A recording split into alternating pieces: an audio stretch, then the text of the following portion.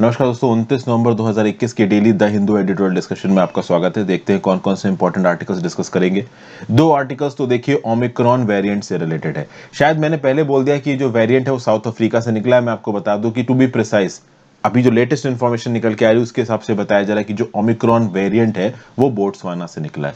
तो Omicron variant से related दो केसेस है, दो आर्टिकल्स है। एक आर्टिकल तो यहाँ पे ये है जो बता रहा है कि ओमिक्रॉन वेरिएंट इंडिया को क्या क्या नुकसान पहुंचा सकता है, इंडिया के कंटेक्स्ट में कितना खतरनाक है।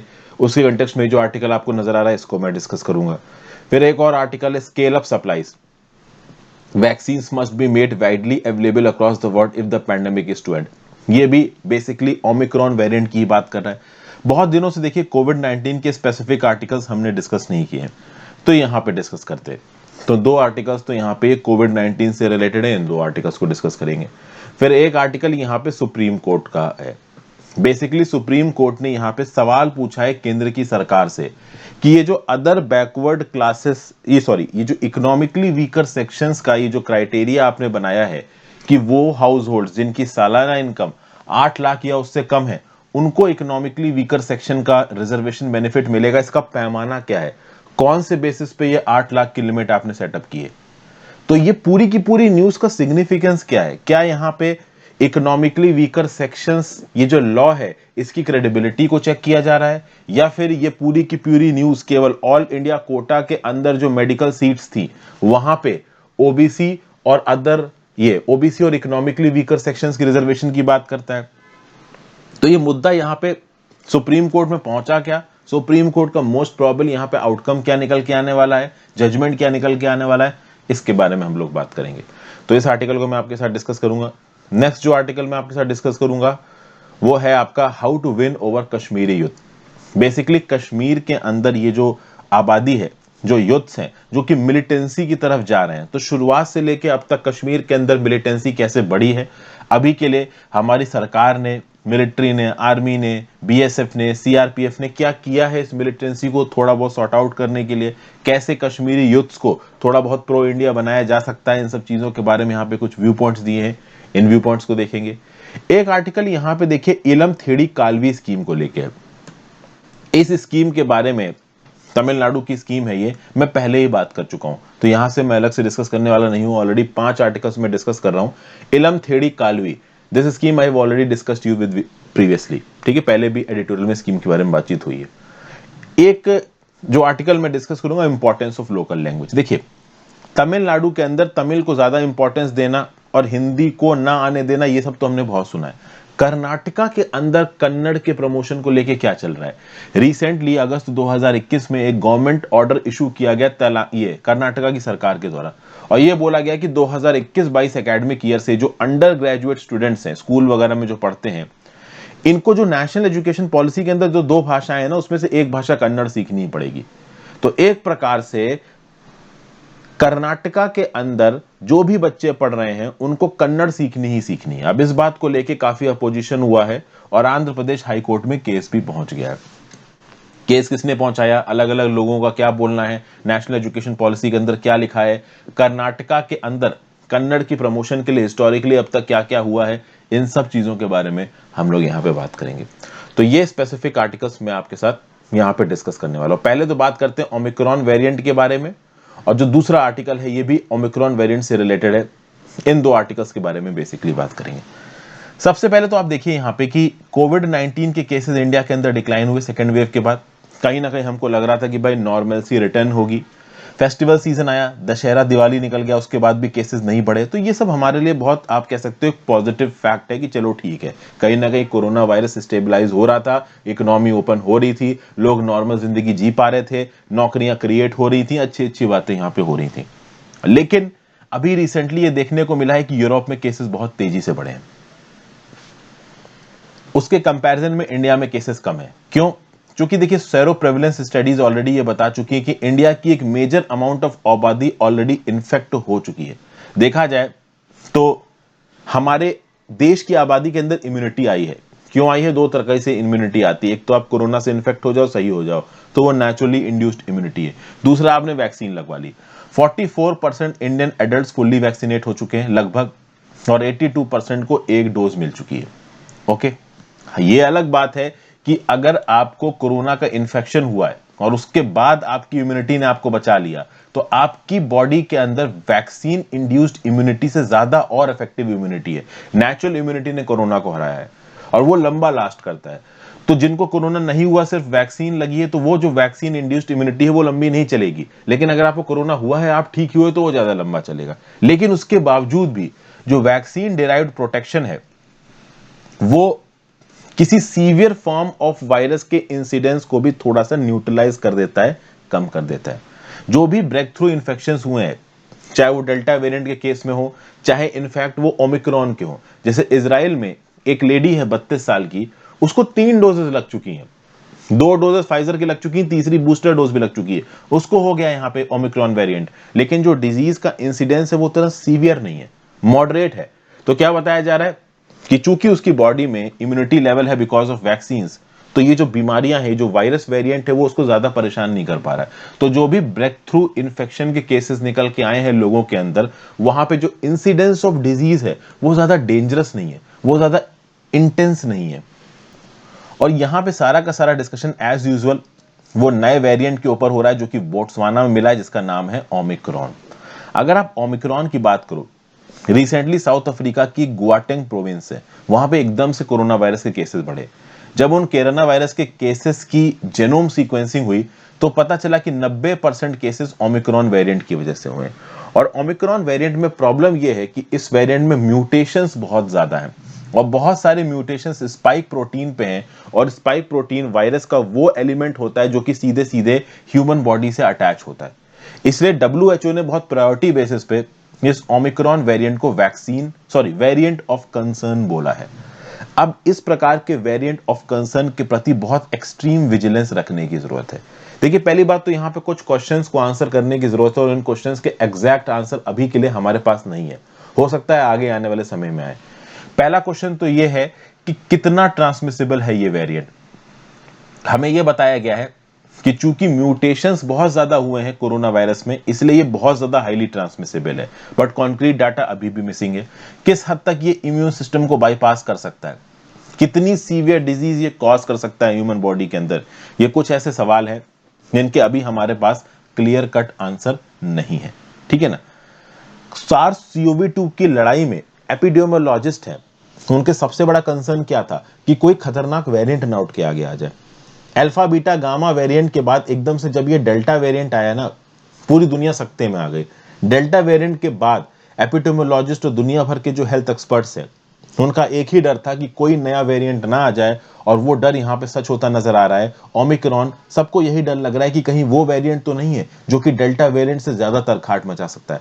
अब तक का अगर पूरी दुनिया का सबसे खतरनाक कोई कोरोना वायरस का वेरिएंट है तो वो है डेल्टा, और डेल्टा से ज्यादा खतरनाक ना हो जाए ओमिक्रॉन, इस बात का यहां पे डर है। अब वो कितना खतरनाक होगा, कितना खतरनाक नहीं होगा, ये आगे आने वाले समय में पता चलेगा। हालांकि साउथ अफ्रीका से आने वाली ज्यादातर फ्लाइट्स के ऊपर यहाँ पे बैन लगा दिए गए हैं और भारत सरकार यहाँ पे बहुत सारे स्टेप्स ले रही है, अच्छी बात है। देखिए, हालांकि ऑथर यहाँ पे ये भी बोल रहा है कि एकदम से साउथ अफ्रीका के ऊपर कंप्लीट बैन लगाना सही नहीं है। साउथ अफ्रीका एक ट्रांसपेरेंट कंट्री है। जैसे ही वहां पे कोरोना वायरस फैला, उन्होंने जीनोम सीक्वेंसिंग कराई, पूरी दुनिया के साथ डाटा शेयर किया। अब अगर आप साउथ अफ्रीका के ऊपर कंप्लीट बैन लगा दोगे, ट्रेवल बैन, तो साउथ अफ्रीका की इकोनॉमी पनिश होगी। तो ट्रांसपेरेंट होने के लिए किसी कंट्री को पनिश करना सही नहीं है। इंडिया का हिसाब बिल्कुल सही है, पैसेंजर्स की स्क्रीनिंग की जा रही है, आउटराइट बैन नहीं लगाया गया है साउथ अफ्रीका के ऊपर। तो ये सब अच्छी अच्छी बातें यहाँ पे करी जा रही हैं। इंडिया की बात की जाए तो इंडिया में चूंकि इन्फेक्शन बहुत ज्यादा फैल चुका है, ऑलमोस्ट सारे ही इंडिविजुअल्स के अंदर कुछ लेवल ऑफ इम्यूनिटी है, वैक्सीन ट्रीटमेंट बहुत अच्छे तरीके से हुआ है। एक बात यहां पे बताई जा रही कि जो मोनोक्लोनल एंटीबॉडीज है ना, वो इफेक्ट नहीं कर रही हैं इस ओमिक्रॉन वेरिएंट के ऊपर। ये हम दूसरे आर्टिकल में पढ़ेंगे। अभी एक जो दूसरा आर्टिकल मैं ये वाला जब आपके साथ डिस्कस करूंगा, इसमें यहां पे इस चीज के बारे में बातचीत होगी। तो फिर एंड में यही बोला जा रहा है कि भाई वैक्सीनेशन को बढ़ा के ओवरऑल हम इस ओमिक्रॉन वेरिएंट को घटा सकते हैं। ओमिक्रॉन वेरिएंट कहां से ओरिजिनेट हुआ, तो मोस्ट प्रॉब्ली एक ऐसा पेशेंट जिसके अंदर बहुत तगड़ा इन्फेक्शन था कोरोना वायरस का, और उस पेशेंट का इम्यून सिस्टम बहुत हिला हुआ था। जैसे फॉर एग्जांपल कोई ऐसा पेशेंट है जो ऑलरेडी HIV से इन्फेक्टेड है, तो उसका इम्यून सिस्टम हिला होगा और उसके अंदर कोविड का क्रॉनिक इन्फेक्शन हो जाए, तो इस प्रकार के इंडिविजुअल्स के अंदर ओमिक्रॉन जैसे वेरिएंट पैदा हो जाते हैं और फिर ये वेरिएंट बहुत तेजी से दुनिया भर में घूमते हैं। सबसे खास बात यहां पे ये है कि जब तक पूरी दुनिया में आपने वैक्सीनेशन नहीं करवाया है तब तक पूरी दुनिया सेफ नहीं है। जो रिच कंट्रीज हैं, तो अगर आप देखो ये यूएस और कनाडा जैसी कंट्रीज हैं, यहां पे वैक्सीनेशन बहुत तेजी से हो रखा है, काफी फैल गया है। लेकिन अफ्रीका वगैरह की कंट्रीज की बात करो, लगभग 60 कंट्रीज से ज्यादा दुनिया में अभी ऐसी हैं जिन्होंने अपनी आबादी के 25% से कम को वैक्सीनेट किया है। तो सीधी सीधी बात यहां पे ये है, ग्लोबल डिस्ट्रीब्यूशन ऑफ वैक्सीन और global responsibility of developed countries, ये दोनों फैक्टर्स यहां पे बहुत इंपॉर्टेंट है। जब तक पूरी दुनिया सेफ नहीं है कोरोना वायरस से, तब तक दुनिया का कोई भी देश यहां पे सेफ नहीं है। और यही बात इस पर्टिकुलर आर्टिकल में बताई जा रही है। SARS-CoV-2 वेरिएंट ओमिक्रॉन को वेरिएंट ऑफ कंसर्न बोला गया। अल्फा बीटा डेल्टा को वेरिएंट ऑफ कंसर्न बोलने में कुछ हफ्ते लगाए थे, किसने? WHO ने। लेकिन बोट्सवाना में ये जो ओमिक्रॉन मिला है, इसको इमीडिएट बेसिस पे वेरिएंट ऑफ कंसर्न बोल दिया गया। साउथ अफ्रीका में मिल चुका है, बोट्सवाना में मिल चुका है, यूनाइटेड किंगडम, जर्मनी, इटली और नीदरलैंड्स, इजराइल, इन जगहों पे ये ओमिक्रॉन वेरिएंट पाया जा चुका है। 50 म्यूटेशंस इसमें 32 स्पाइक प्रोटीन पे हैं। सबसे खास बात यहाँ पे ओमिक्रॉन की ये है कि जो मोनोक्लोनल एंटीबॉडीज होती हैं, जैसे कि एटेसिविमाब, बामलानिविमाब, कैसिरिमिविमाब और इनके कॉम्बिनेशंस के अगेंस्ट ये वायरस बहुत इफेक्टिव है। मतलब ये मोनोक्लोनल एंटीबॉडीज इस ओमिक्रॉन वायरस रेजिस्टेंस, मतलब इस वायरस स्ट्रेन को मार नहीं पाती हैं। कुल मिला के अगर आप देखो तो वायरस का एग्रीवेशन किस हद तक म्यूटेशन पे डिपेंडेंट है, ये डिपेंड करता है कि म्यूटेशन कैसा है। ऐसा नहीं है कि हर सिंगल म्यूटेशन से वायरस की इन्फेक्टिविटी बढ़ती है। इससे पहले भी हमने देखा है कि बहुत अलग अलग प्रकार के वेरिएंट आए, एकदम से उन्होंने स्केयर कॉज किया, लेकिन वो इतने खतरनाक नहीं निकले। लेकिन ओमिक्रॉन यहाँ पे काफी खतरनाक निकल रहा है, इसलिए इसको इमीडिएट बेसिस पे वेरिएंट ऑफ कंसर्न डेजिग्नेट कर दिया गया है। फिर यहाँ पे वही वाला पॉइंट जो मैंने आपको बताया था कि एकदम से साउथ अफ्रीका के ऊपर आउटराइट बैन लगा देना, वो बिल्कुल सही नहीं है। साउथ अफ्रीका ने ट्रांसपेरेंसी दिखाई है। फ्राइडे को अगर आप total number of daily infections देखें साउथ अफ्रीका के अंदर कोरोना वायरस के, तो वो 2828 हैं। उतने ज्यादा नहीं हैं जितने यूएस, जर्मनी, ब्रिटेन में आ रहे हैं। उसके बाद भी यूएस, जर्मनी और ब्रिटेन जैसी कंट्रीज साउथ अफ्रीका के ऊपर ट्रेवल बैन लगा रही हैं, ये बिल्कुल भी सही नहीं है। अफ्रीकन कॉन्टिनेंट की बात की जाए तो अफ्रीकन कॉन्टिनेंट में अभी तक लगभग केवल 10% लोगों का ही वैक्सीनेशन हुआ है, जबकि नॉर्थ अमेरिका में 64%, यूरोप में 62% लोगों का वैक्सीनेशन हो चुका है। तो एक बात यहां पे बिल्कुल क्लियर हो गई है कि जब तक दुनिया की सारी कंट्रीज में कोरोना के पैंडेमिक से लड़ने के लिए वैक्सीन वगैरह नहीं दी जाती, तब तक तो देखो ये वायरस फैलेगा। क्योंकि समझिए, अगर ये बोट्सवाना या साउथ अफ्रीका के इलाके के आसपास से ओरिजिनेट हुआ है, तो कोई ना कोई तो ट्रेवल करके इजराइल, यूरोप, जर्मनी गया होगा और वहां पे उसने इन्फेक्टिविटी करी होगी।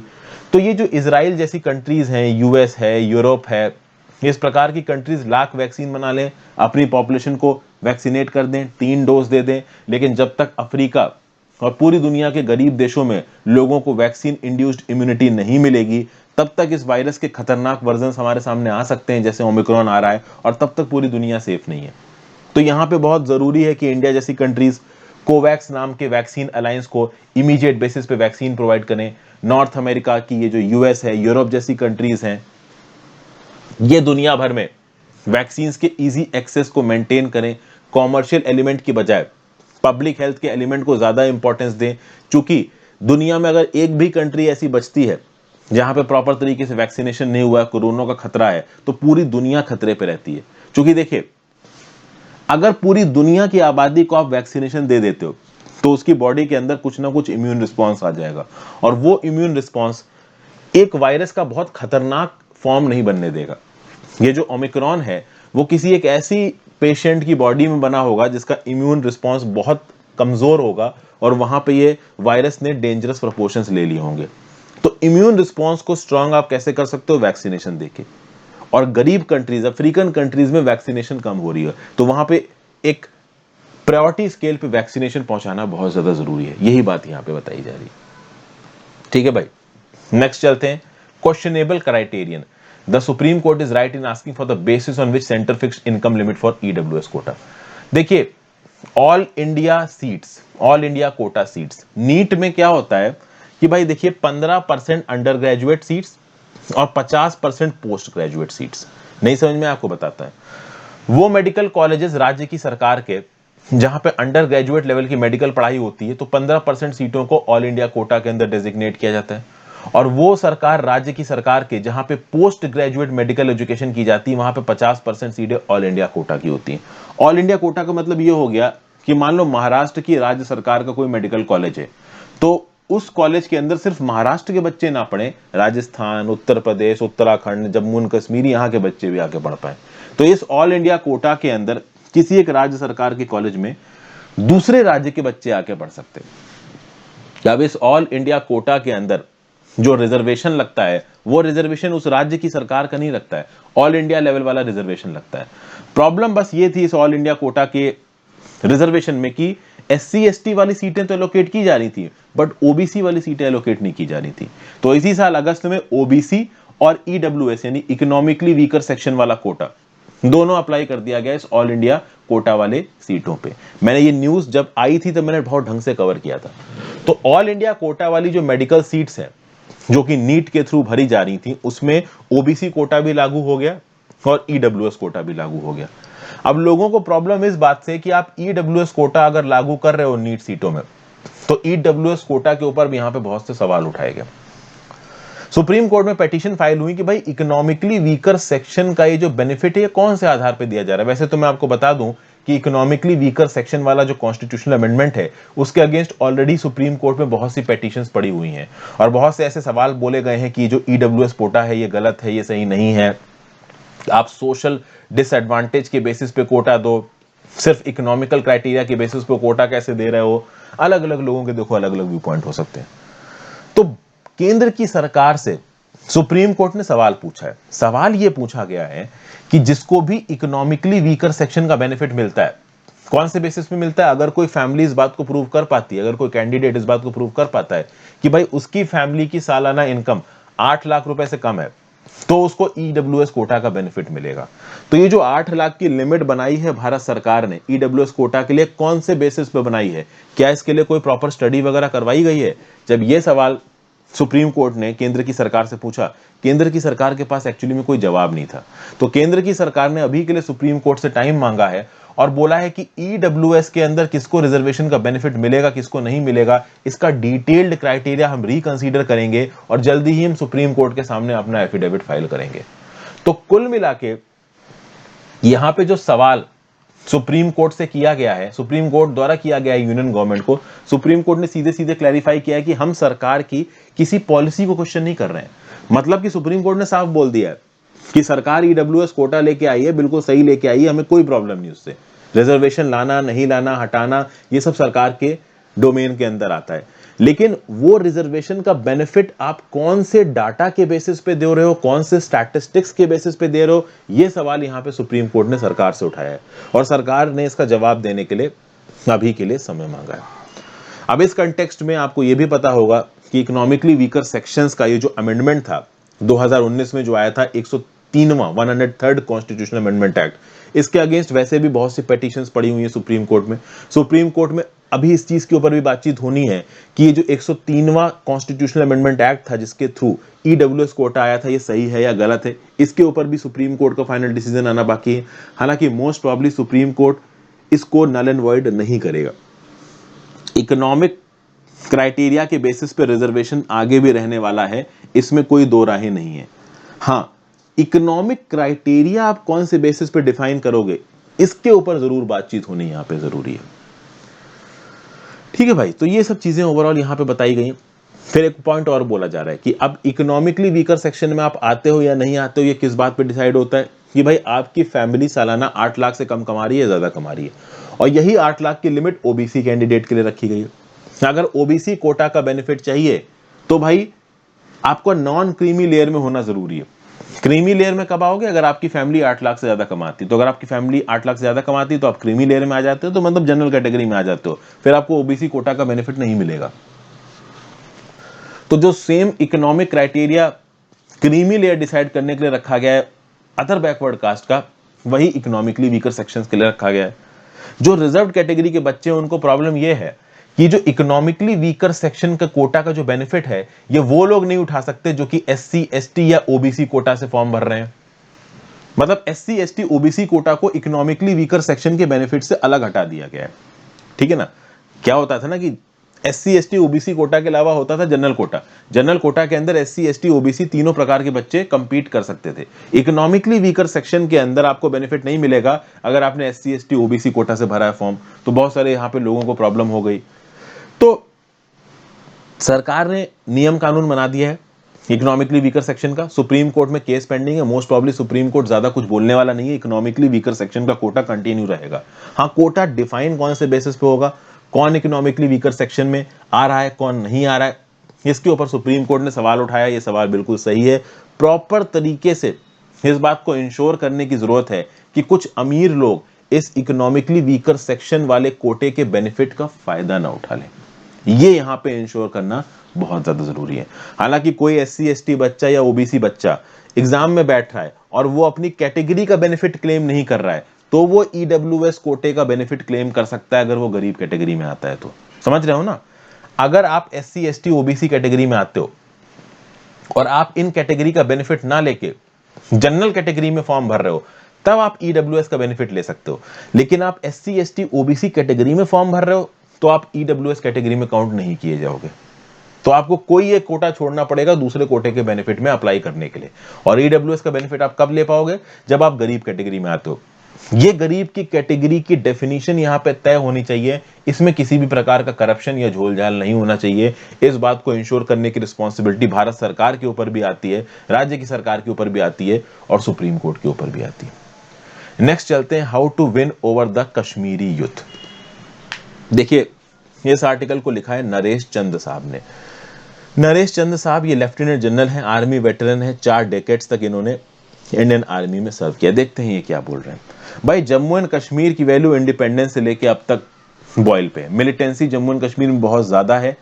और अभी रिसेंटली सरकार ने एक सजेशन दिया है कि भाई डी रेडिकलाइजेशन कैंप चलाए जाने चाहिए जम्मू एंड कश्मीर के अंदर।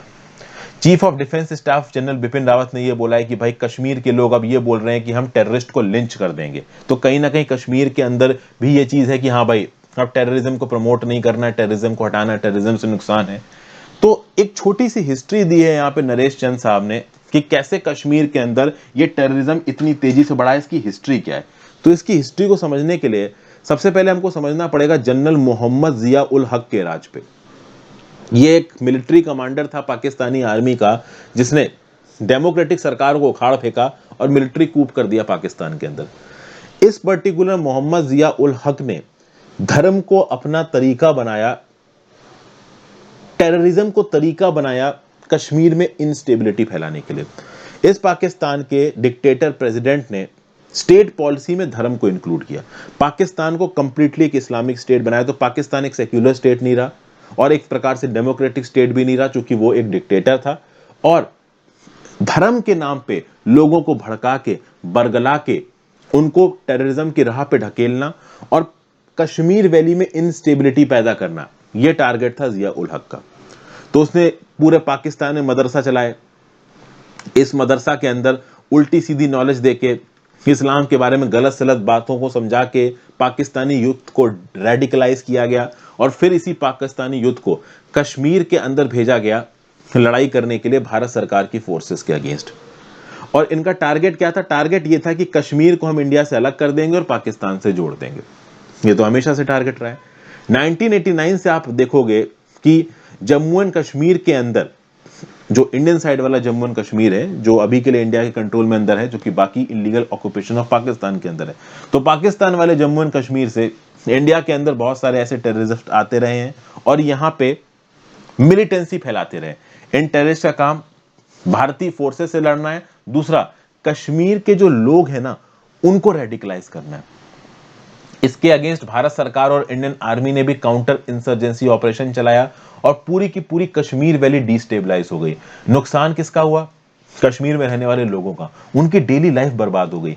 कश्मीर में भारत सरकार को पब्लिक सेफ्टी एक्ट ऑफ 1978 और armed forces special power act 1958 invoke करना पड़ा, जिसके चलते आर्मी को बहुत ज्यादा ताकत मिल गई और आर्मी यहां पे बहुत ज्यादा एक्टिव हो गई। और आर्मी के ज्यादा एक्टिव होने से कश्मीर के लोगों को देखो परेशानी होगी, क्योंकि ऑब्वियस सी बात है, अब आर्मी को ये पता नहीं कि कौन मिलिटेंट है कौन मिलिटेंट नहीं है, तो कभी कभी गलती से किसी इनोसेंट पर्सन को पकड़ लिया, तो इस प्रकार से जो कश्मीर के लोग हैं वो थोड़ा यहाँ पे परेशान होते रहे। हालांकि बहुत से कश्मीर के लोगों ने ये जो पाकिस्तानी इंड्यूस्ड मिलिटेंसी थी ना, इसको सपोर्ट भी किया है। एक समय तो ऐसा आया कश्मीर के अंदर कि जो मिलिटेंट्स थे वो कश्मीर में रहने वाले लोगों की फैमिलीज को धमकाते थे, और ये फैमिली डर के मारे अपने घर में से किसी एक लड़के को पाकिस्तान भेज देती थी मिलिटेंसी की ट्रेनिंग लेने के लिए, और फिर ये लड़के वापस कश्मीर में आके इंडियन आर्मी से लड़ा करते थे। तो ये जो पाकिस्तानी एजेंट्स थे वो पाकिस्तान के अंदर भी रिक्रूटमेंट कर रहे थे, और वो इंडिया के अंदर मिलिटेंसी का एलिमेंट लाके भी रिक्रूटमेंट कर रहे थे ताकि इंडियन फोर्सेस के अगेंस्ट लड़ाया जा सके। आज की डेट में भी कश्मीर वैली में बहुत से इंसर्जेंट ग्रुप एक्टिव है, Pakistani sponsored militant group active है, जो कि ट्रेनिंग लेते हैं इंडियन फोर्सेस के अगेंस्ट लड़ने के लिए। ओके, आप देखोगे कि कश्मीर के अंदर बहुत लंबे समय तक प्रेसिडेंट रूल रहा है, गवर्नर्स रूल रहा है।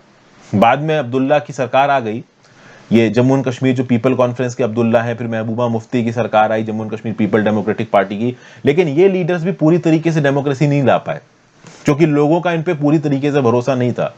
कश्मीर में होम ग्रोन मिलिटेंसी 2008 में देखने को मिली। होम ग्रोन मिलिटेंसी का मतलब क्या होता है? पहले जो कश्मीर की मिलिटेंसी थी वो पाकिस्तानी इंड्यूस थी, पाकिस्तान के अंदर टेररिस्ट वगैरह को ट्रेन किया जाता था और फिर उनको कश्मीर वैली में लड़ने के लिए भेजा जाता था। फिर इन्होंने धीरे धीरे कश्मीर के अंदर अपने बेस को स्टैब्लिश किया, इंडियन साइड ऑफ कश्मीर के अंदर, वहां पे लोगों को बरगलाना शुरू किया, भड़काना शुरू किया, और कश्मीरी यूथ को रिक्रूट किया भारतीय फोर्सेस के अगेंस्ट लड़ने के लिए। और अब होम ग्रोन मतलब कि जो कश्मीर का यूथ है वो भारत सरकार की आर्मी और भारत की आर्मी के अगेंस्ट यहाँ पे बंदूक उठा रहा है। अक्सर कर आप देखोगे कि कश्मीर में, श्रीनगर में चक्का जाम हो जाता है, कर्फ्यू लग जाता है, इस कर्फ्यू में स्टोन पेल्टिंग इंसिडेंट होने लगते हैं, भारतीय आर्मी के काफिले के अगेंस्ट लोग पत्थरबाजी करने लगते हैं, तो फिर आर्मी भी सब झेलेगी नहीं, वो भी पलट के पैलेट गन्स वगैरह हवा में फायर करने लगती है, जिसके चलते बहुत सारे लोगों को चोट लग जाती है, बहुत सारे लोगों को जान चली जाती है। ठीक है, तो ये सब चीजें ओवरऑल बहुत तेजी से चल रही हैं। यूनाइटेड नेशंस की एक रिपोर्ट ऑन चिल्ड्रन 2021 ये बताती है कि भाई कश्मीर के अंदर 39 बच्चे, 33 बॉयज और 6 गर्ल्स मर चुकी हैं इन प्रोटेस्ट के दौरान। जनवरी 2018 में मुफ्ती गवर्नमेंट ने अनाउंस किया कि भाई जो पैलेट गन इंजरीज हैं, जब भी कश्मीर के अंदर किसी भी प्रकार का कोई एजिटेशन होता है तो उसके अगेंस्ट पैलेट गन से रिस्पॉन्स करती है हमारी आर्म्ड फोर्सेस। इससे 6221 लोगों को इंजुरी लगी, खासकर तब जब 2016 में हिजबुल मुजाहिदीन के टेररिस्ट बुरहान वानी को मारा गया, तो उसके अगेंस्ट जब एजिटेशन हुआ, उस एजिटेशन को दबाने के लिए जब पैलेट गन्स का प्रयोग किया गया, उसमें 6221 लोगों को इंजुरीज आई। तो कुल मिला के यहां पे एक इंक्लूसिवनेस की जरूरत है। अब देखिए, यहां पे दोनों लोगों को झुकने की जरूरत है, कुछ हद तक भारत सरकार को झुकने की जरूरत है और कुछ हद तक कश्मीर के लोगों को झुकने की जरूरत है। अब अगर कश्मीर के लोग सिर्फ धर्म को मुद्दा बना के बैठ जाएंगे और उसके बेसिस पे बिल्कुल ही टिक के बैठ जाएंगे नहीं कि भाई हम तो ऐसे ही सोचते हैं, तो देखो ज्यादा कुछ होने वाला है नहीं। भारत सरकार कश्मीर को ना आजाद कर सकता है, ना ही पाकिस्तान को दे सकता है, क्योंकि आजादी का कोई मतलब नहीं, ऑटोनॉमी का कोई मतलब नहीं। ऑटोनॉमी का मतलब यह है कि कश्मीर जो हमारा है वो जाके पाकिस्तान से जुड़ जाएगा, और वो देखिए हो नहीं सकता। सीधी सीधी बात यह है। अगर आप भारत सरकार और भारत की आर्मी की तरफ से देखो तो बहुत से इंक्लूसिव प्रोग्राम्स चलाए गए हैं, जैसे कि यहां पे देखिए,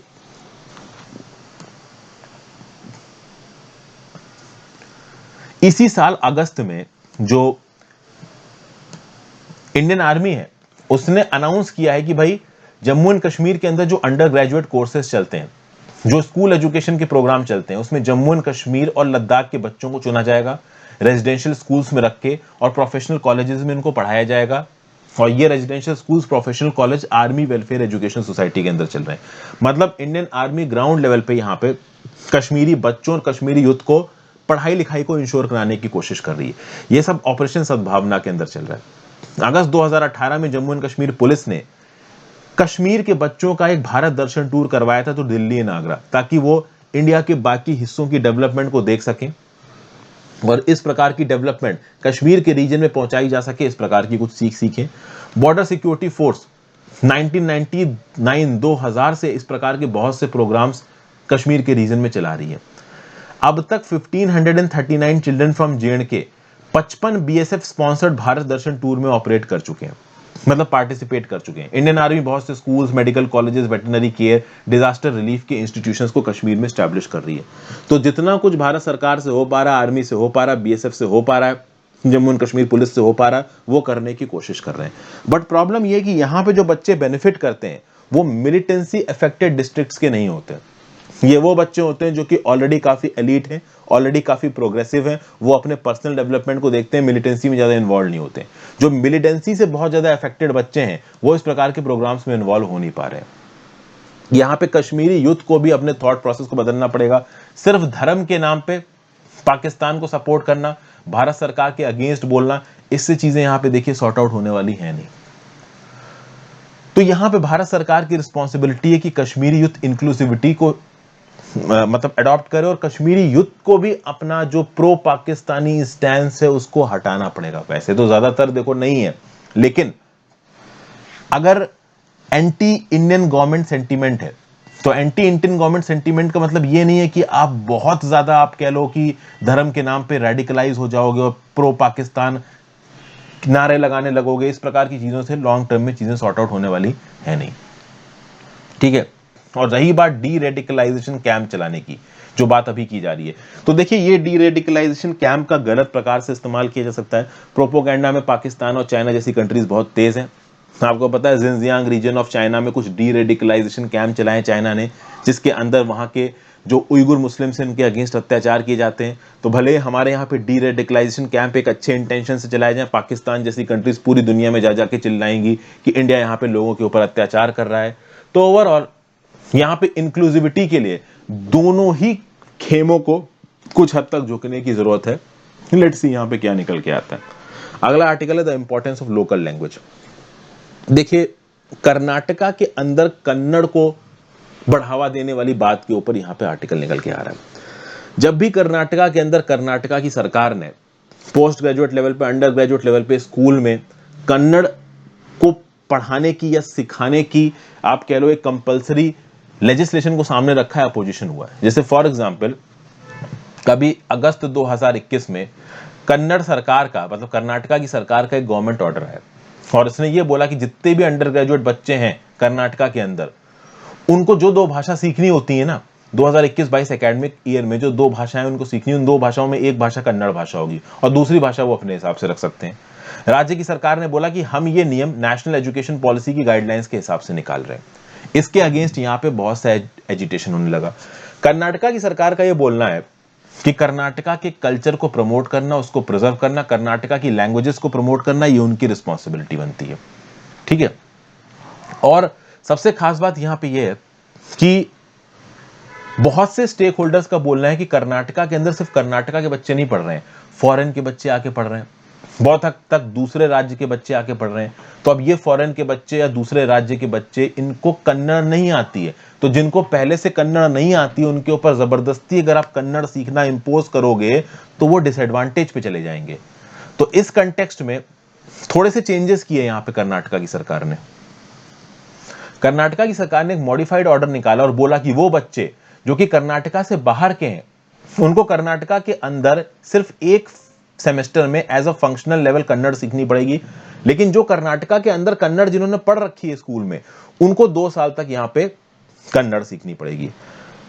अभी के लिए केस कर्नाटका हाई कोर्ट में चला गया। संस्कृता भारती कर्नाटका ट्रस्ट और 3 और इंस्टीट्यूशंस इस पर्टिकुलर गवर्नमेंटल ऑर्डर को लेके कर्नाटका हाई कोर्ट में चले गए और कर्नाटका हाई कोर्ट में जाके बोल रहे हैं कि भाई नेशनल एजुकेशन पॉलिसी के अंदर जो 2 भाषाओं को सिखाने की बात हो रही है, इन 2 भाषाओं में लोगों को ऑप्शंस दी जाती है, चॉइस दी जाती है, जबकि यहां पे कर्नाटका की सरकार एक भाषा कन्नड़ लोगों के ऊपर इंपोज कर रही है।